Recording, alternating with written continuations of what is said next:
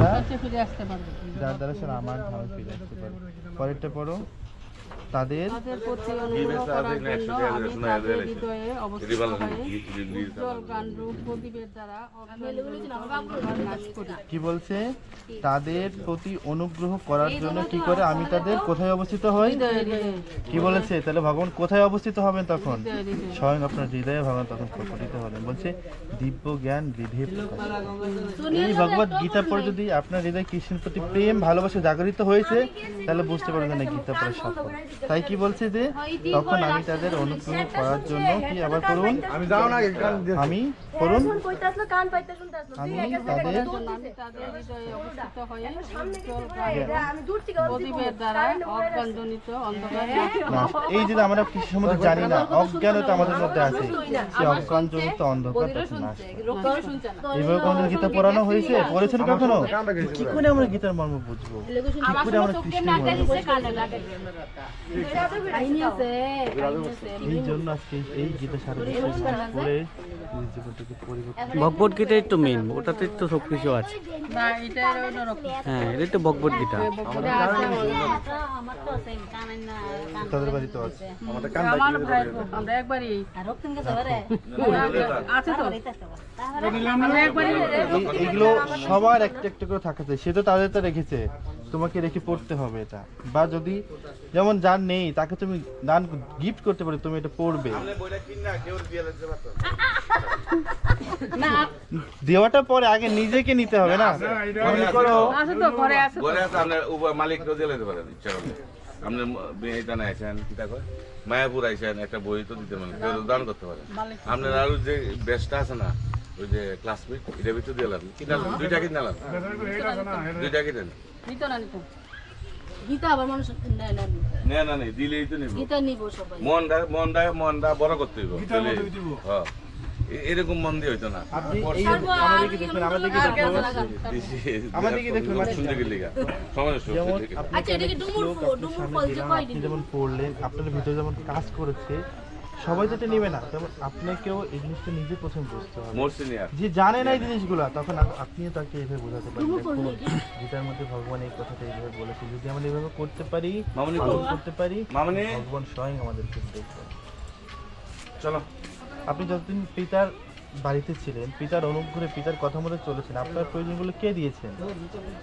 আপনার জুতা, আপনার কাপড়, আপনার খাবার দাবার, স্কুল কলেজ ফিস কে দিয়েছেন? কেন পিতা দিয়েছেন?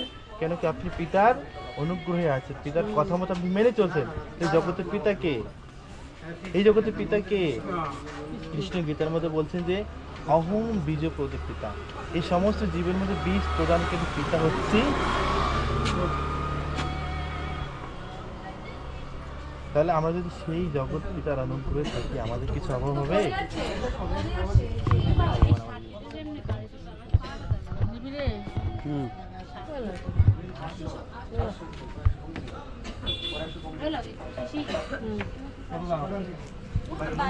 বেশি দেখুন, আপনি যখন চলাফেরা করবেন, আপনার বন্ধু বান্ধবের সঙ্গে মিশেছেন, আপনি আপনার বন্ধুকে দুদিন খাওয়াবেন, ও মনে মনে চিন্তা করবে আপনাকে একদিন খাওয়াবে, একদিন খাওয়ার চিন্তা থাকবে, দুদিন খাওয়াবে, কিন্তু 3 দিন একদিন বেশি কখনো খাওয়াবেন। এটা হচ্ছে এই জগতে আমাদের স্বভাব এটা। কিন্তু ভগবান ভগবান গীতার মধ্যে বলছেন, কেউ যদি আমার কর্ম করার জন্য এক পা আমাদেরকে এগিয়ে আসে, ভগবান পুরো 10 কদম বেশি এগিয়ে আসে। কে বেশি দয়ালু? আমরা কার জন্য করবো? ছবিতে আমরা মাঝে মধ্যে এরকম ভাবি, আমার কি করে চলবে, আমার ভাইকে দিতে হবে, বোনের বিয়ে দিতে হবে, এত কিছু করতে হবে। কিন্তু আমাদের একটা বাংলা শ্লোকে বলে যে ভাবছো বসে চলবে কিসে, ভগবান বলছেন তুমি ভাবার কে? ভাবার যিনি ভাবছেন তিনি, তুমি ভাবো তাকে। কিন্তু আমরা তাকে ভাবা বাদ দিয়ে আমরা নিজেরা নিজেকে নিয়ে ভাবছি। চিন্তা করুন, আপনি আজও পর্যন্ত নিজেকে নিয়ে কত কিছু চিন্তা করেছেন, কত প্ল্যানিং করেছেন কিনা? আপনি সামনে গিয়ে এটা করবেন, পরে গিয়ে ওটা করবেন, লাইফটাকে নিয়ে চিন্তা করবেন, সবকিছু সাকসেসফুল হয়েছে? কেন হয়নি? কেন আপনি আপনাকে প্ল্যান করে রেখেছেন। আর যিনি জগতের স্রষ্টা, তিনি মাস্টার প্ল্যান করে রেখেছেন। যাই ভাবো না কেন, দেওয়ার তো আমি, মালিক তো আমি। ওইটাই। ওকে, হরে কৃষ্ণ। ভালো লাগলো। হরে কৃষ্ণ। ভালো লাগলো আপনারা আমাদের শুনলেন এই যে। এটা দরকার, এটা শোনার দরকার। কত বছর এসে গেছি, এটা পড়বেন, হ্যাঁ এটা দরকার আমি আমার শোনা। বোন গত বছর আমার বোন, ছোট বোন। বছরে একবার আসলে হবে না। এটা কথা দেখুন, যেই বাড়িটাকে আপনি এত কষ্টের টাকা তিল তিল করে জমিয়ে বানাচ্ছেন না, এই বাড়িটা থেকে আমাদের সবাইকে বেরিয়ে দিতে হবে। ওটা ওখানে থাকতে পারবো না, সবাইকে দিতে হবে। কিন্তু এটা ভগবান, এটা কোনো বাড়ি না, এটা ভগবানের ধাম, যেটা নিত্য। যেখান থেকে আমি চলে যেতে হবে সেখানে আমরা সবসময় থাকছি, আর যেখানে থাকবে সেখানে আমরা মাঝে মধ্যে আসি। হবে বছরে একবার এলে বেশি বেশি আসতে। আমরা বছর 2 বার আসি। এখানে জুন মাসে আসলাম, এখন আসলাম। মহাপ্রভু কিভাবে দাঁড়িয়ে আছে? 6 মাস অন্তর। এইভাবে দাঁড়িয়ে আছে, মানে আপনার জন্য অপেক্ষা করছে। এখানে অনেকেই আছে, কিন্তু না, ভগবান আপনাকে আপনার জন্য অপেক্ষা করছেন, বাঁধিয়ে রাখলে কখন আপনি আসবেন। ঠিক আছে, আস। এটা চিত্রগুপ্ত খাতা কেউ ক্যাশ লাগবো? তাহলে এই মানে ধ্বংসলীলাময় জীবন থেকে না না, আগে পরে দিয়া কইতো না, ক্যাশ নাই দিয়া কোন নাটক হইতো। যেমন যখন তোমার কোনো অসুখ হয়, একটা ওষুধ না, দোকানে রবি, যাওয়া রবি, উচিত। ক্যাশ লাগবে, অনেক রবি, কোম্পানির ওষুধ, কিনে কেউ ক্যাশ লাগবে না। সব কোম্পানির ওষুধগুলো তোমার রোগ সারাতে পারবে না। আমার আছে বলে তেমনি হ্যাঁ, ক্যাশ যদি না লাগে, ভগবত গীতার বাজারে অনেক আছে। বলতে হইতো না, ক্যাশ নাই এটা হইতো না।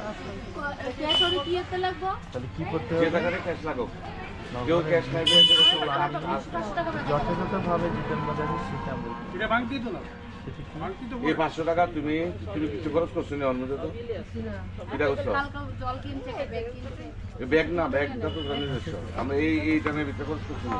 জল কিনছে তো